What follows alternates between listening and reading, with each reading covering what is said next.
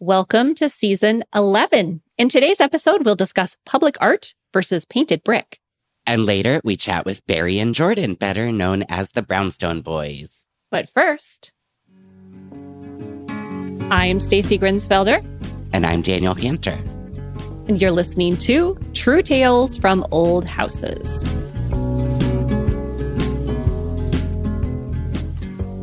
Hi, Daniel. Hello. Welcome to Season 11 of your own podcast. How are you? It's your podcast, too. Welcome back.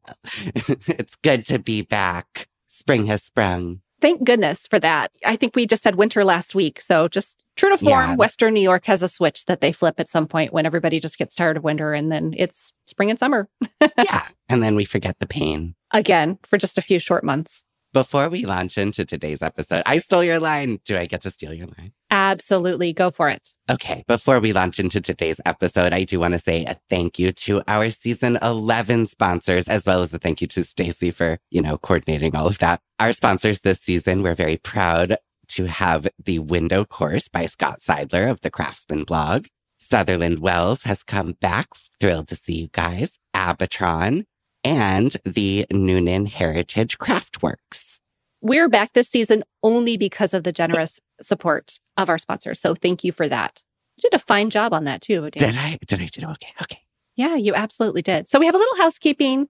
We have a few announcements, something very exciting that we have to share. And Daniel, I'm actually going to let you share it because you coordinated this part. Okay, I actually contributed something kind of by passing off work to someone else. So we have a fresh new look, and that is thanks to Anna Dorfman, who you guys may know from her blog, Door 16. She is a graphic designer by day and stepped in to make us a beautiful new logo and associated podcast art and branding and stuff we can stick on merch. And Anna is just great. She has done all of my graphic design work since the beginning, just because she's a wonderful person. And we're really, really grateful. I love it. I think it's so cute. Me too. I have to say she knocked it out of the park, and you can see that new logo, of course, wherever you're listening to this podcast and on the website. So just to reassure you, we are still the same. It's just that we have a new logo. We're fancy. We're fancy now. I mean, Anna designs like the Stephen King covers, so, Really? I did not know that. Oh, yeah. Interesting. She's been doing this for, I won't guess because it could get insulting. Like 30 years-ish, like she's since college. This is what she's done. She's fair. Oh my gosh. Well, I do have a few announcements today. I'm actually going to save all of my project updates for next week's mini, because when we start a new season, there's always a ton of things to bring people up to date on.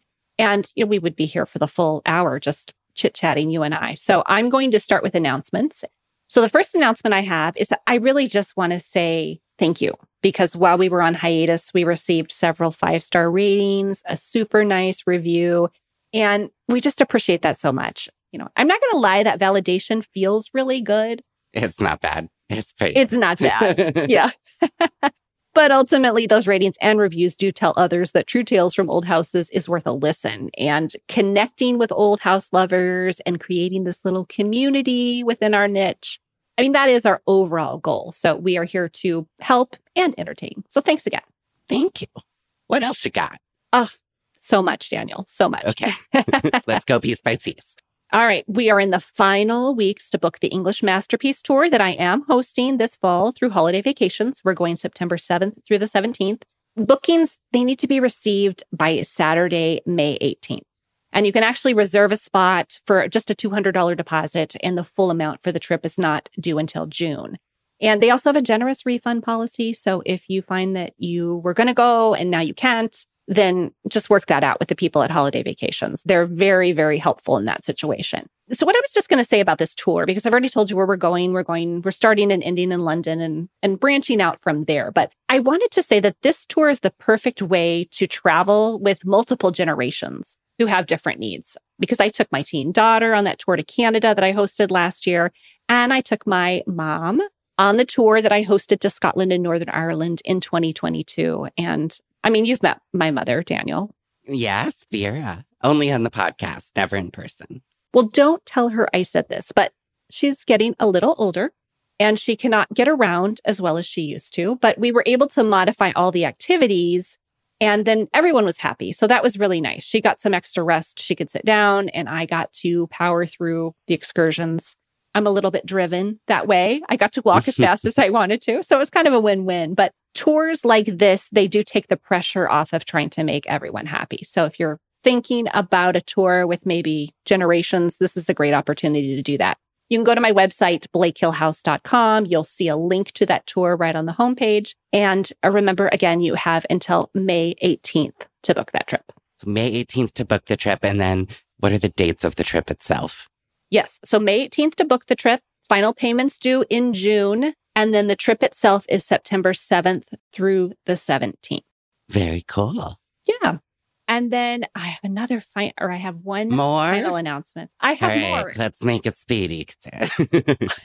You're already asleep. Is that what now you're telling I'm me? producing. No, just let's all right. do it. Well, it's actually good news. Brad and I, Brad Itty Bitty Bungalow, we have been able to significantly reduce the ticket prices for our upcoming wood window workshop at Silver Lake. So this is great news, actually, because the new ticket prices are going to be $3.99 for a single and $6.99 for a duo. So that duo is either your partner, your spouse, your neighbor, your friend, whatever. It does not matter who makes up the duo. This price reduction is going to also pertain to everybody who's already signed up. So they'll get refunds. But the reason why we're doing this, I know it's kind of weird, like why are you changing the price? But last year, the Wood Window Workshop retreat, it was such a huge success. And that event sold out in a matter of days. We had a wait list of 35 people. It was crazy. I mean, we barely blinked and the thing was out of control. I remember. Yeah. And we were happy, but we were also sad because we were happy that everybody was excited, but we were sad because we couldn't serve more people. We had to turn so many people away. So this year we did decide to offer the 2 weekends instead of one, but the last year's price was lower because it was heavily subsidized. And I actually picked up a lot of the tab for it, honestly. And I was happy to do it because this is something that I wanted to do for a long time. So this year we had raised the price to more accurately reflect the cost of the event because we're looking to, of course, create a sustainable workshop model. But anyway, this is running on. Long story short, Brad and I, we didn't feel good about that anymore. So we worked really hard to secure some additional sponsors to make these workshops accessible to more people because that's really what it's all about. We want people to learn how to restore windows, take this skill back into their homes and also into their community. So for the new price of $3.99 for a single, $6.99 for a duo, you're still going to get, in fact, we increased the value this year. You're still going to get over 16 hours of instruction, including lead-safe education from a certified instructor. I'm certified. Brad is certified. You are certified as well, Mr. Daniel. Yes. By this hair on my chinny chin chin. Do I need to remind you that I was an A student? We don't need to go over it again. All right. Well, it also includes breakfast and lunch on Saturday and Sunday, plus snacks. Brad wanted better food this year. Brad got better food this year. He likes to eat. That man likes to eat. I also would have been fine with better food this year. He's also arranged for some after-hours excursions to either Letchworth State Park or a wildflower farm and micro creamery. That sounds like ice cream to me. That's what I'm hearing. There'll be a swag bag with a work apron, some local treats, and my favorite glass cutter, which is a total game changer. I also this year included, you can have 2 15-minute follow-up Zoom calls. So if you get stuck at home, you just call me, we work it out. It has a money-back guarantee. So if you do not learn what you need to learn to rehab your windows at home, I will refund your money. It's coming out of my pockets. I'm going to give you your money back. And the final thing we're including is something that we call a little more abstract, but like warm fuzzies. Mm-hmm.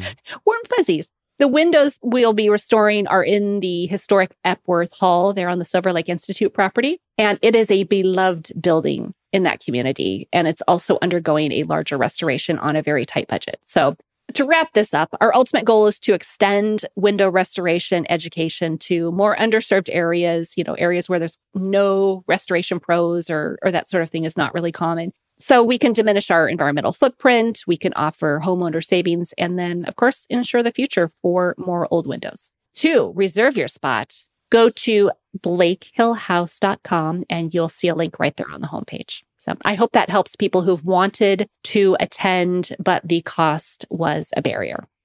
Very cool. Yeah. One of Stacy's points that this building is really sort of the heart of this community from the 1870s. Brad's Cottage late is 1800s. 1870s, and it's a whole bunch of people trying really hard to kind of save and shore up this building. They've been doing a lot of work on it. Windows are definitely a piece of that. So it's a cool project to be able to contribute to. And then I also just wanted to note, about the price, $3.99 for a single. Around where I live, that does not even get you the professional restoration of one window sash, let alone an entire window. That's like half the cost of getting one sash properly restored by a professional. So I think it's a really good deal, especially if you have a lot of windows ahead of you. You will learn skills that you can take home. You can tell other people how to do it, save your friends a bunch of money. So, I think it's a really, really good value. I think it is too, honestly. And a fun time. Yeah. Fun time. So I got my big announcements out of the way. Daniel, do you have any announcements? Oh, I just wanted to throw in there that the nonprofit that I used to chair the board of is still cooking along, and they've finished 3 houses that I designed and, was there on the board through most of everything until the last few months. And I know one of them has now closed with its family, who I got to meet them. They're lovely people, family of 3, have been saving money for years for a down payment in a market that even with a good savings couldn't compete in. So it's a pretty cool. That's exciting. Little mark of success. And you didn't say the name of your nonprofit, Kingston City Land Bank. Oh, I'm so sorry. Yes, the Kingston City Land Bank, your favorite nonprofit public authority in the Hudson Valley.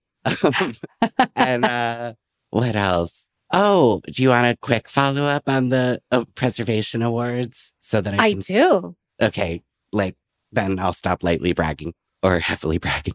Yeah, so on the mini-sode we talked about, Brad got a big surprise letter one day from the State Historic Preservation Office saying that we would be receiving a preservation award for our work at the lake house at Silver Lake, which you can also see the house as part of your window workshop.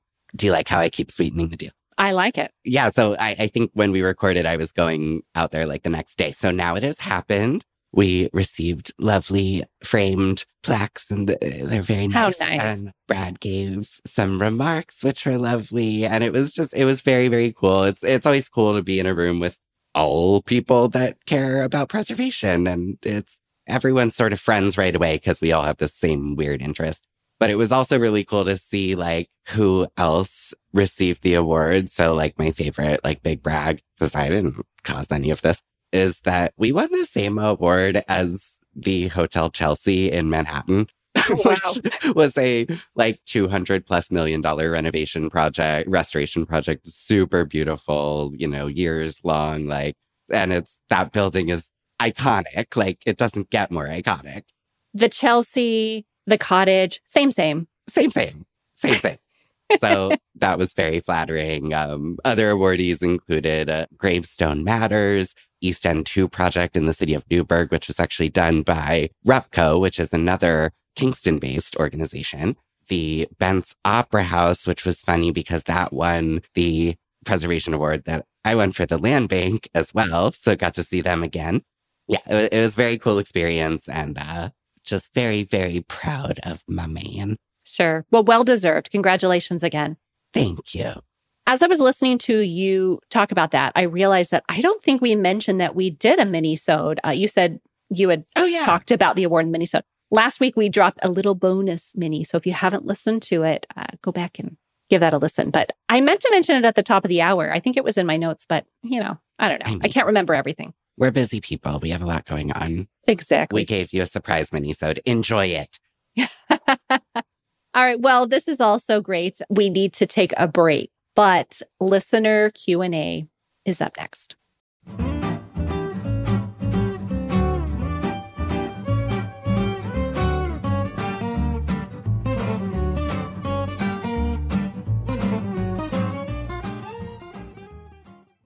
True Tales from Old Houses is supported by The Window Course.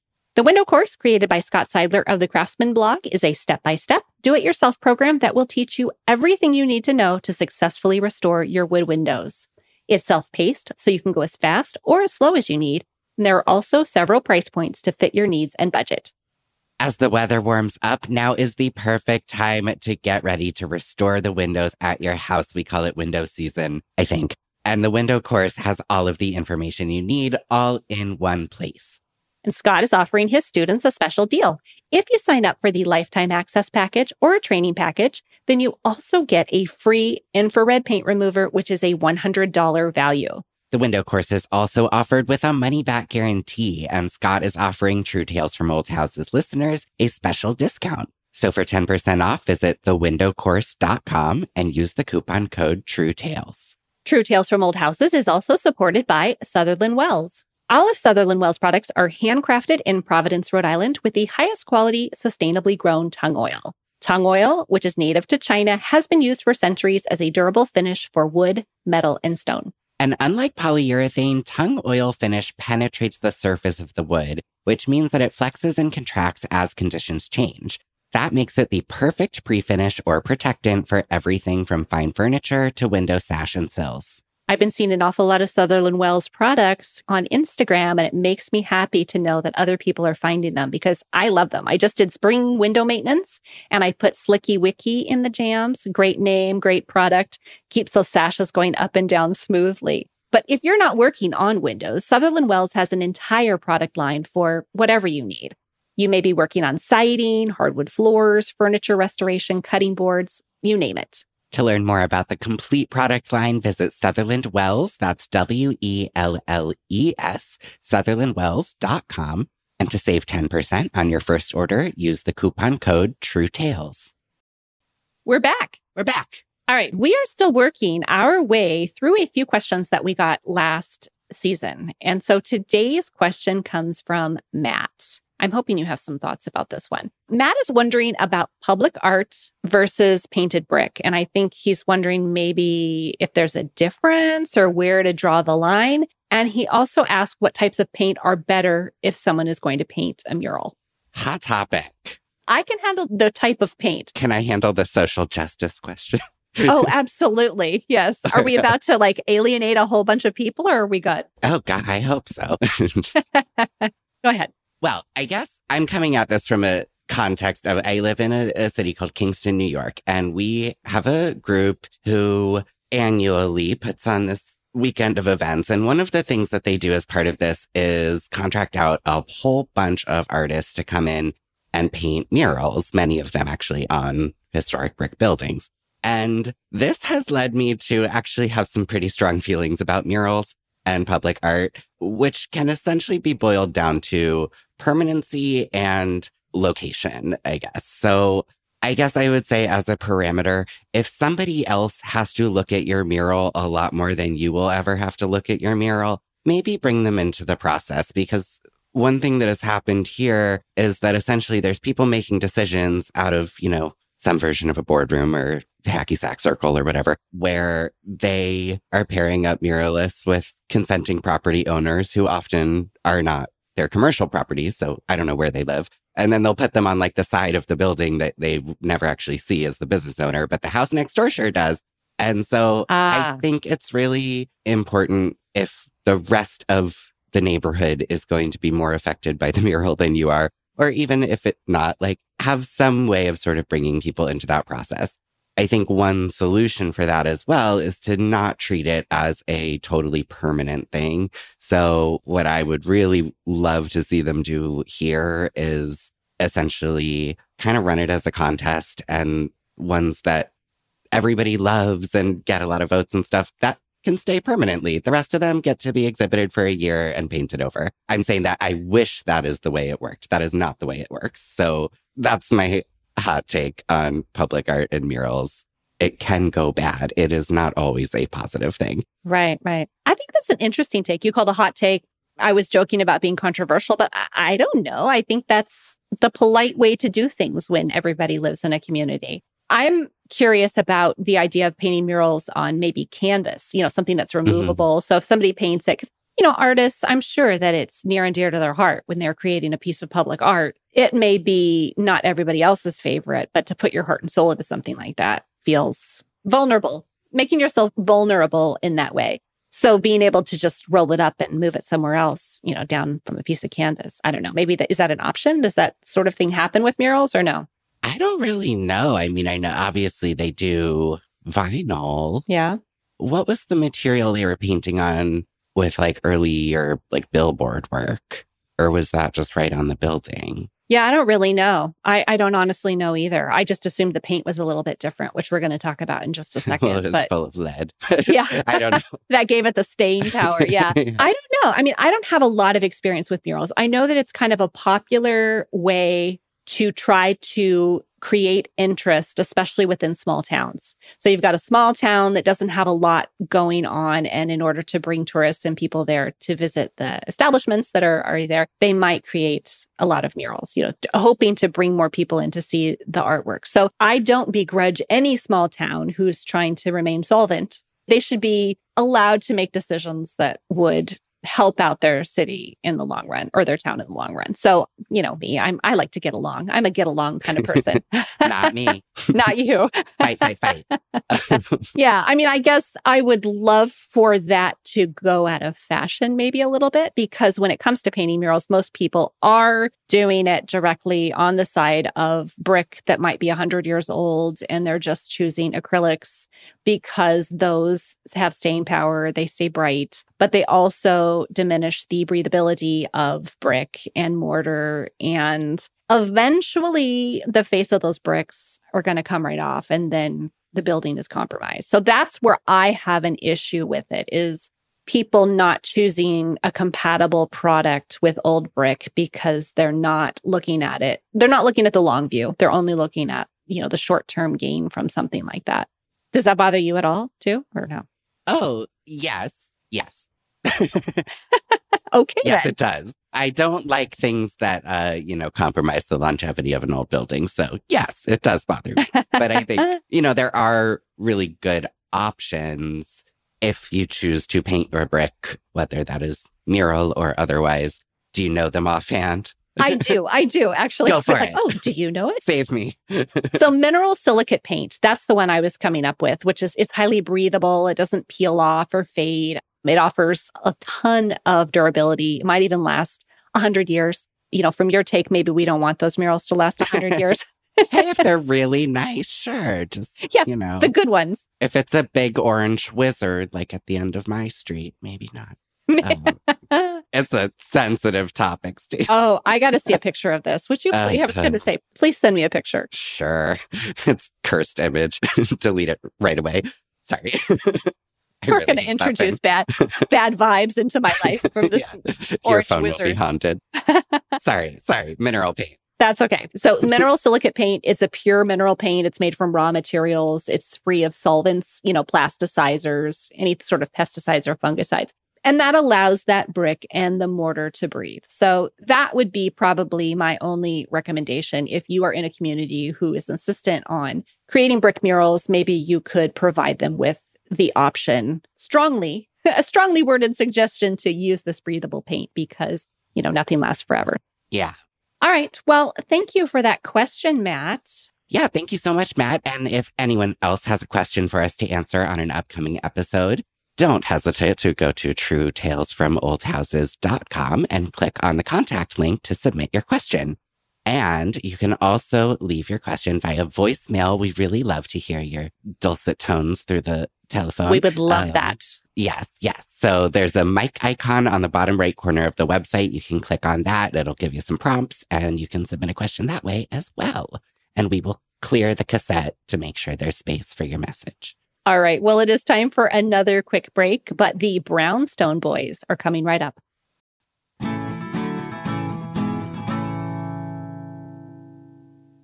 True Tales from Old Houses is supported by Abitron. Stacy, you and I love our old houses, but you know that we can't really talk about them without eventually acknowledging the challenges of rotted and damaged wood. Windows, doors, columns, balusters, and any other wooden features will eventually break down if exposed to the elements for long enough. And Abitron products can help. For years, I have turned to Abitron's liquid wood and wood epox to make durable, cost-effective repairs on my own wood windows and doors.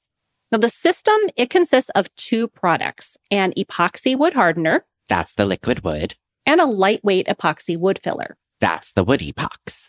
And with those two products, liquid wood and wood epox, you can effectively harden softwood, you can patch pieces that are missing altogether, or both. Now, I came to Abitron after many years of experimenting with, let's say, lesser wood fillers, and I experienced firsthand how quickly those repairs failed over time. I love Abitron products because there's no shrinking or cracking. It sands and paints just like wood, and the repairs are long-lasting. I think they might actually outlive me. Visit Abitron.com for all of the product information and to order directly. And available exclusively to True Tales from Old Houses listeners, that's you.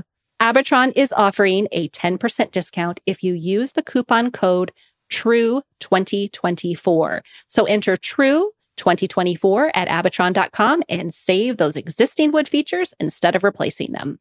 True Tales from Old Houses is also supported by Noonan Heritage Craftworks.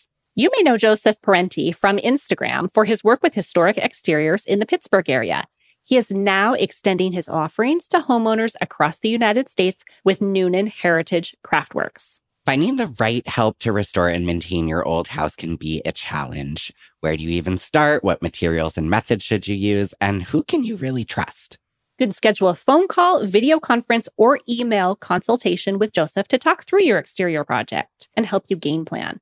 So whether you need to prepare a scope of work, a second set of eyes to help compare estimates, or maybe just even figure out the right questions to ask vendors, Joseph can provide unbiased guidance to help you steer clear of pitfalls and ensure success. To learn how Noonan Heritage Craftworks can work with you, visit our special landing page at Noonan Craftworks. That's Noonan, noonancraftworks.com/truetales.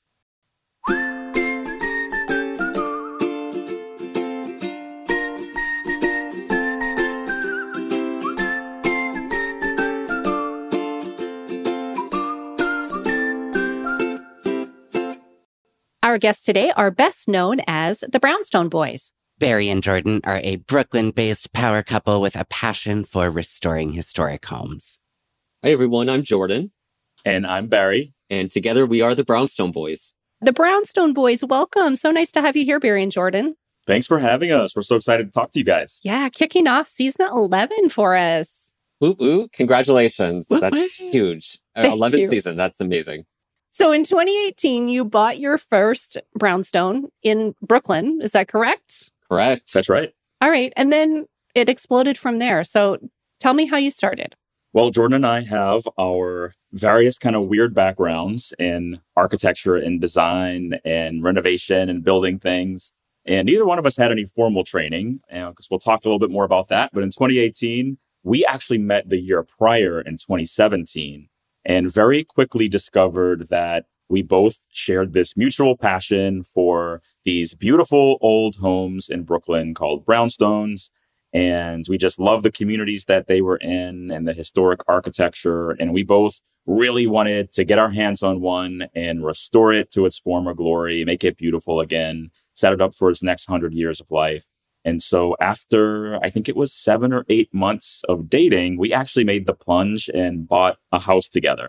Wow. Which was a little wild, but it all worked out. Guys, you crazy Yeah, I know. kids. It's wild. And Daniel, I wish my parents had that reaction because it was a lot for them to process at the time that I put all of my savings in with someone I had just known for 7 months. But I really got this feeling when I met Barry and I had learned about his past experience with buying real estate, renovating his properties on his own, and then putting them back on the market for a lot more. I had been renting. I moved to New York in 2001, 2 weeks before 9/11. Oh my God. I know. What a time to move. Where to were the you city. from But originally? Sorry. Las Vegas. I was born and raised Oh. in Las Vegas. And Oh. then really 2 days after I graduated high school, I moved to New York. I just watched Sesame Street as a kid and always dreamed of living on a brownstone street. And that's really what truly inspired me to move to New York. But 2017, I met Barry. After our second date, we really took that bike ride around Brooklyn and we realized we shared the mutual passion of architecture in New York, specifically around brownstones. So as, the months went on, I told Barry I was interested in buying an apartment. He then relayed to me about all of his past experience with buying places. And then he proposed that we put, our funds together and we buy this brownstone. Wow. And you did. Wow. That is just So- incredible to me. I have already learned a new thing, which is I was sure that one of you was an architect. I did not realize we all are in the no formal training club. So what I'm catching up in real time. How does one go from that to this? I mean, because you've done you've had a range of projects, obviously. Some of them I feel like have been more kind of straightforward rehabs, and some have been essentially new construction. Like how? Explain yourselves. Yeah. So what probably made you think that is I actually went to architecture school. So I'm from New Orleans originally, wanted to be an architect my entire time growing up, all through high school. Went to architecture school, dropped out of architecture school 2 years later, got a degree in business and went into software sales. So then I got a job out of college, and it was nothing like I wanted to be doing, but always had a passion for architecture and design. So as Jordan said, I at some point scraped together every single penny I could shake out of the couch to close on my first apartment. I renovated it. 2 years later, I sold it. And then I did that again and again and again. So when Jordan and I closed on our place, I had already renovated a few properties, a few just apartments around Brooklyn. When we jumped into our project, we had I had a little bit of experience. Jordan had some experience more in commercial design, designing bakeries and ice cream shops. And we put our knowledge together, which was kind of definitely not the full picture by any means. It was bits and pieces here and there.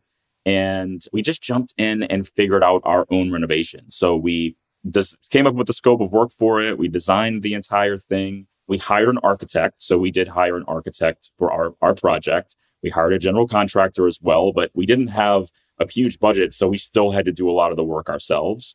And we had to learn, everything that we had to do. So now we bring in a full team. So now we have a lot of resources with the different, various, architects, even engineers, general contractors, a lot of really amazing artisans that do all the beautiful restoration work. We still do work ourselves as well because we like to be connected to our projects in that way. And we love to work with our clients on things, but we do pretty big projects. So we have full teams that are there too. But after we bought our house, we had our backgrounds, we were jumping into this renovation and we didn't know what we were doing really. And so we were kind of looking for advice, and a lot of blogs out there of people who were renovating old homes is what we turned to, because that's where we felt like we were actually getting the real information of what people were going through and what they were learning. Daniel, we found your blog, I think probably a little blog called Manhattan Nest. Oh my gosh. Thank you. Just that little blog there. But Dada, you actually were such an inspiration for us when we first started, because we found that your blog was actually one of the most reliable and resourceful for us. That's really why we started our blog, just because we weren't finding the information very specific to the niche that our brownstone was in. So that's when we published our first blog post. And then immediately after, Brownstoner asked if they can rerun our blog post. So not only did it motivate us to continue our blog, but it also put us in front of our community here in Brooklyn.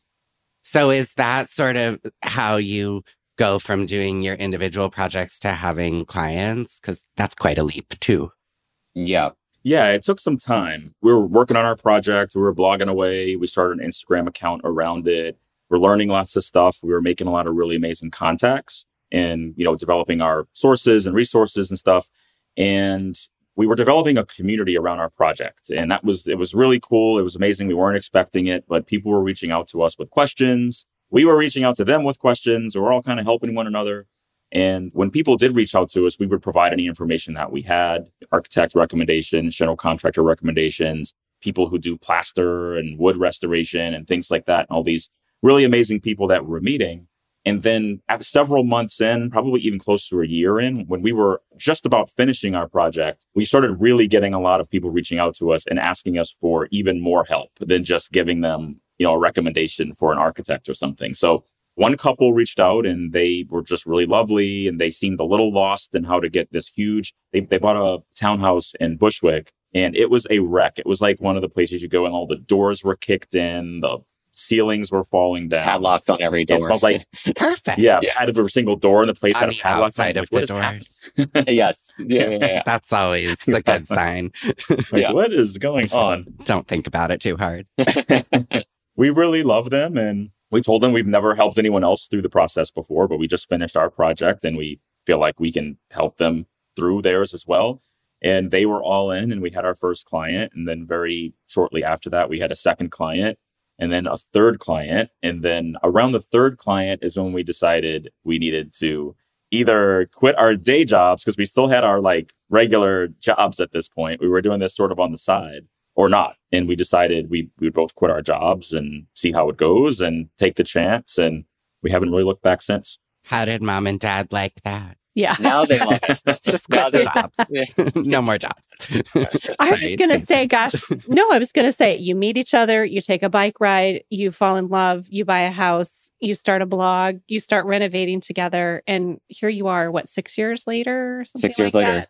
Yeah, 6 years later, stronger than ever. Color me impressed. Well, We are in thank separate you. rooms recording this. Yeah.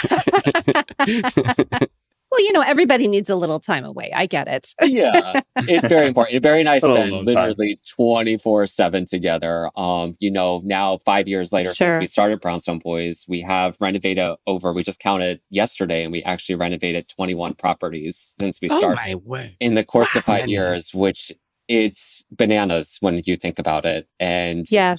we have our book coming out this year, and there's a lot of other exciting things that we're working on. We're also personally getting married this year. So it's a Congratulations. big year for us, but I made a goal this year to sit back and appreciate the moment, because in today's world, you get so tied up with just what's next.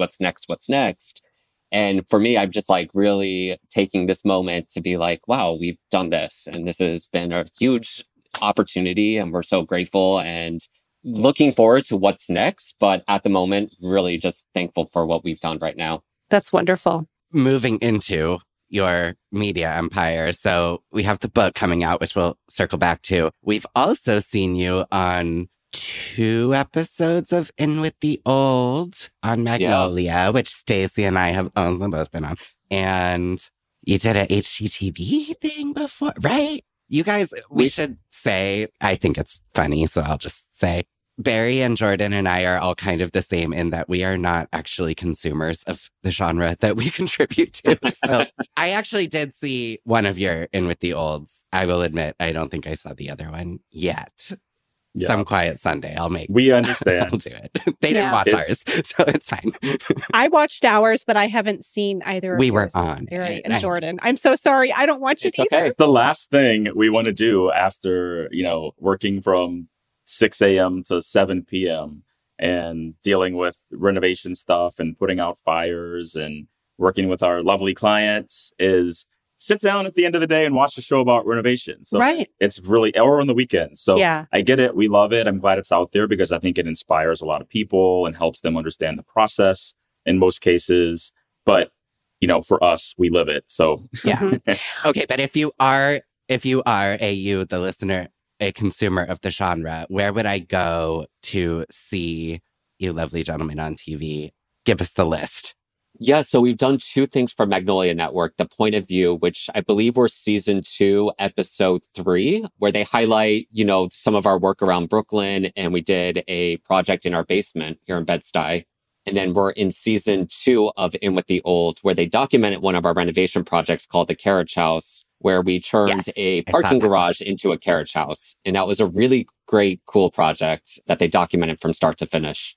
It was bananas, Stacy. All right. I'm going to have to watch that one. It sort of spiraled into almost new construction because it was so unsalvageable, Yeah. but it was beautiful at the end. With the facade of it is so gorgeous, and I'm sure a wonderful contributor to that street. So from a former Brooklynite, thank you.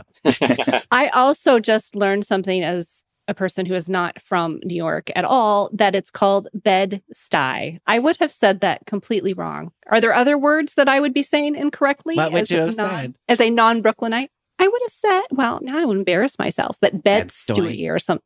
Bed-Stuy. Bed-Stuy, Bed-Stuy. probably. Yeah. So I it's know. short for Bedford Stuyvesant. Bedford Stuyvesant. Oh. It's short for Bedford Stuyvesant. Okay. So I um, have seen I don't- both of those words spelled out. I just did not know Yeah. that was the shortened version of it. Okay. Yeah. I mean, if you had to say Bedford Stuyvesant every time you wanted to tell someone where you lived, For sure. it would take a while. So yeah, it's just shortened, and everyone calls it Bed-Stuy. Bed-Stuy. I like that. That's easy. Do you know the neighborhood Dumbo in Brooklyn? Me. Yes. Yeah. Yeah, Did you I know do. Dumbo I do. is an acronym? It stands for No. Down Under the Down Manhattan Bridge Overpass, Bridge which is so cute. Dumbo. Yeah. Took me years to learn that. Yeah. 2 years ago, I walked across the Brooklyn Bridge. I had a meal in Dumbo. I stood in that iconic spot that's on every single movie in Brooklyn where you can see the bridge behind you. I was there. Yeah. But yes, I've only visited New York City and Brooklyn a couple times. It's not something that I do regularly. Oh, I'd love to. Yeah. I'd love to. Yeah, it'd be fun. We should all convene there. That would be great. Daniel, do you miss it at all? Yeah. All the time. I believe you. You know, I miss things about it, but on the whole, I'm pretty happy where I am. You know, I think I never reached a level in Brooklyn where I had a brownstone or anything other than a fifth floor walk up with no laundry and blah, blah, blah. So, you know, I learned pretty quickly that I could have a better quality of life elsewhere without needing so much money to have it. Yeah, I understand that completely. But what I Very am fair. really enjoying, funny you should mention, I had a yard sale last weekend with my friend. Like, I kind of got roped in. And then there's all this extras. And somehow I ended up with all the extras. And so I've been putting them out on my stoop in like 12-hour like product drops. I like try to like arrange it nicely and it has free sign. And I am loving watching all of this stuff disappear. That is a magic thing about Brooklyn that I miss is the stoop sales and, you know, your creative free garbage that people just pick through. It's so fun. And just like you, we do weekly unloadings to our stoop and they all quickly disappear. It really is the best thing. It's the best. Anything you put out, people will take. Yeah. We have that same culture in my town, too, where we just put it out on the street, usually the day before trash day, and it just disappears. And sometimes I am shocked, absolutely shocked at the things that people will take away. I'm like, wow, really? I just didn't want to put it in the garbage, but, you know, enjoy. Someone Have that. hates it. Yep. Yeah. Or wants it. Or you know, wants needs it. I don't know. Yeah. Just depends. Well, I would love to come back and talk about your book because this is kind of a big darn deal here. You've got a book coming out on June 4th, and it is called For the Love of Renovating. So we wrote the book and we were so shocked that anyone would allow us to write a book. So we're super excited about it. It was really fun. We actually ended up loving writing it. And it was such a fun process for us. And it was so therapeutic, actually, I feel like, to go through it. We took about a year to write it and then about 6 months or so to go through all the editing and design. What we really wanted to do is kind of provide what we do with our clients on a smaller scale, because we can only take on, you know, maybe 8 or 10 projects a year. But, you know, there's a lot of people that need help and they want to go through projects big and small in their homes. They want to improve their homes. They want to transform their spaces. And so we wrote the book pretty much exactly the way we go through a process with our clients. So most of our clients buy a fixer-upper. So they buy a house. It needs an entire renovation, kind of like that first couple that reached out to us that had all the padlocks in the door and the doors were kicked in. They're usually in a pretty big state of repair. And we kind of help them choose the right house a lot of times. We help them understand what they should be looking for in a fixer-upper. How do you find something that meets your budget from a sales price and the renovation cost and how to think about those things. And then moving into the renovation planning stage. So how to develop a budget for your project, who needs to be involved in it, how to find an architect, what questions to ask them, what questions to ask a general contractor, that sort of thing. And then moving into designing the house. So everything you need to know about your kitchen, your bathroom, your closet, your bedrooms. And we really wanted to make it a resource for anyone who loves design or wants to go through renovation or has a home that needs to be renovated or plans on buying a fixer-upper and wants to understand what they're getting themselves into. And so we wrote the book just to sort of put out there what we help people do every day, you know, that we work with as our clients. And so we wanted it to be for everyone. We do work in old homes most of the time. But we didn't write the book for people with old homes. We wrote it for anyone renovating any house. But there is a chapter all about old home renovations. So we crammed as much of that stuff in there as we could, plaster moldings and wood restoration and all that fun stuff. But yeah, we're excited to get it out into the world. And the photography in the book are all of our projects as well, too. So we were fortunate that we had all of the images, but we wanted to be a beautiful design coffee table book. But also, like Barry just said, just a helpful resource for anybody, whether you're renting, whether you're thinking of buying, or whether you're on your third property. I want people to go out and buy your book because it sounds incredibly useful for anyone who's contemplating moving forward. And I'm wondering if you could give us maybe just a little taste of what's inside by telling us maybe what are some things to consider before you make an offer, because it is a crazy time to buy a house right now. Houses are either... No, it's not. Sorry, I'm about to Daniel. sell the house. Yeah. It's the perfect time for Daniel to sell his cottage, but for the rest And of for us... someone to buy it. And for someone to buy it. But for the rest of us, sometimes there's multiple bids or sometimes nothing moves. The interest rates are a little wild. So what are some things to consider?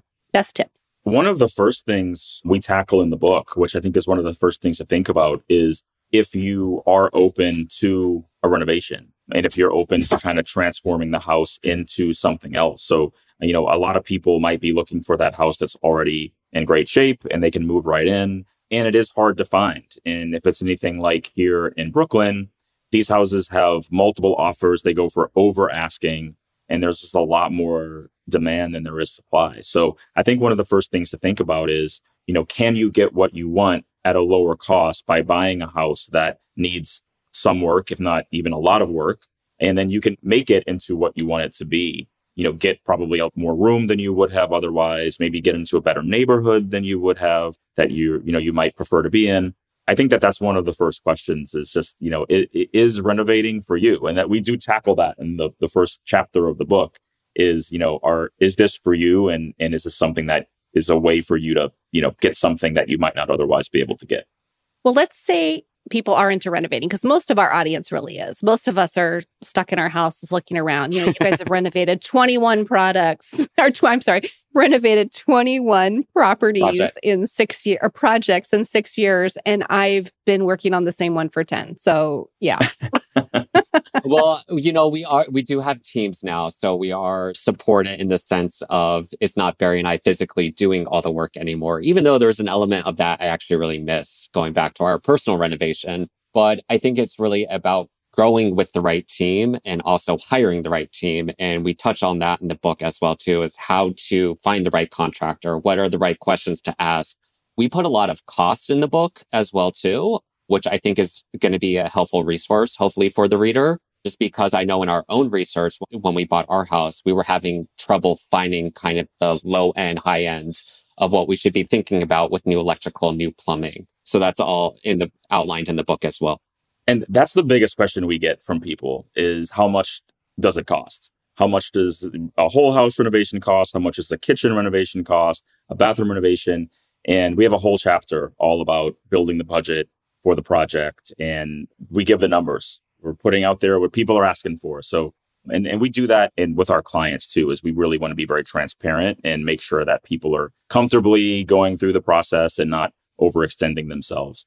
And so I think that the budget aspect is a huge one. And then in each chapter, I kind of always think about the kitchen chapter as an example, because that's where there's a lot of details that go into a home. So probably more so than any other room in the house, that's where you have to be very specific about the measurements. You have to understand how everything is going to fit together. You need to make sure the lighting is there. The appliances are in the right places. Get the design right. Make sure it's going to look beautiful. And so the kitchen chapter has so many details about how to piece together your kitchen, what you should be thinking about, the different components of kitchen cabinets and how they fit together, how to get a certain look in a house, what to think about when you're choosing your kitchen countertops, marble versus granite versus quartz, and things like that. And then what we wanted to do in the book is, there's a lot of design books out there that do offer a lot of inspiration and look really beautiful, and you can look through them and get lots of ideas, but they don't actually tell you how to get the look. And we wanted to combine that type of a book. So our book is very much like a coffee table quality design book that does have a lot of that inspiration, but it also tells you how to do it. So when you look at the beautiful pictures of these kitchens, we're actually telling you exactly how you can get that look in your home. Yeah. At the end of each chapter, we put what we call our renovation recipes. I started off as a baker. I mistakenly got into design by designing a bakery. And then that opened up the door to design 15 ice cream shops throughout New York. But I go back to me following a recipe. And for me, that was the easiest way. So we were hopeful in our book to put recipes at the end of each chapter of kind of a guide how to follow each and every task in order to complete the overall project. That is so smart. It sounds like such a helpful book. And I think Daniel and I have had this conversation before too about how I think we both appreciate inspiration, but sometimes it's an inspiration overload. Sometimes I just want someone, just tell me what to do. Just tell me how to make it happen, because I can be inspired all day and still not be able to figure it out. So this sounds fantastic. For our New York listeners, Jordan, would you like to say which ice cream shops you were in charge of? Yeah, so I helped design Ample Hills Creamery back in their heyday of growth. I joined when they opened their third location at Brooklyn Bridge Park, and then I helped them develop 15 stores throughout America. Oh, so they're everywhere. So you don't even have to. They are everywhere. Cool. Yeah, I think they closed recently.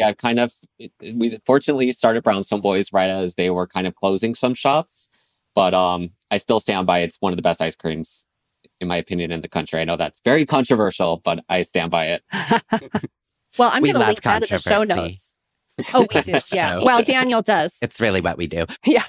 So obviously, you guys are very compatible, and I assume generally very much on the same page, but I'm sure disagreements come up with these houses. And, these houses, I gotta say, like, I've just sort of wrapped up renovating a little lake house with my boyfriend. It's our first project together. It's not really worth anything. Like, it's worth something, but you are dealing with an actual asset with pretty fine historical features and things. So the stakes feel a little higher. How do you move through those debates? We never fight. No. Okay, good. Just kidding. I think it's about knowing what each other's strengths are and each other's weaknesses, and then knowing how to support each other's weakness and kind of letting them take the lead in things. We are fortunate that we do things together, but at the end of the day, I think that is, as we were talking earlier, alone time is good and important. But I think we know that Barry is doing, the money management with the projects, because that's a whole job within itself. And he's really strong at that. Whereas I take on more of the therapist role with our clients, because that is a job that's needed that we learned throughout us starting this profession. We need to have someone that's going to be the person that the clients can go to and cry or scream. And I take on that role, and Barry knows that I know how to handle that client interaction. So it's just really understanding what each other are strong in and letting each other soar in that. Right, Barry? Yeah. And we also complement each other in a lot of ways. From a design perspective, I am someone who really likes like neutral colors, and I don't like to go too crazy with things. Jordan is very bold with color and pattern and things like that. And so we kind of come together on that. And so we complement each other in that way. But it is tough. We do spend a lot of time together. And so we're life partners, we're business partners.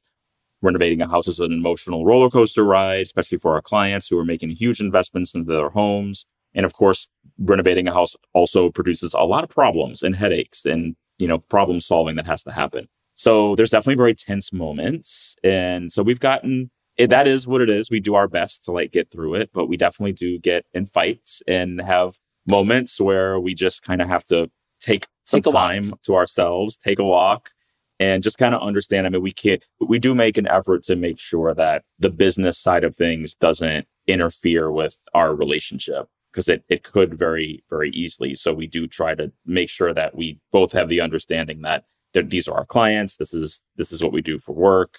And we do have a separate life where we're together and we have a relationship and we love one another. And so that's very important to keep that in mind, because it can kind of creep in sometimes. Yeah. And we're also learning how to just connect, because it's hard. I'm a Scorpio through and through, and I get very attached to things, both emotionally and physically if it's on a job site.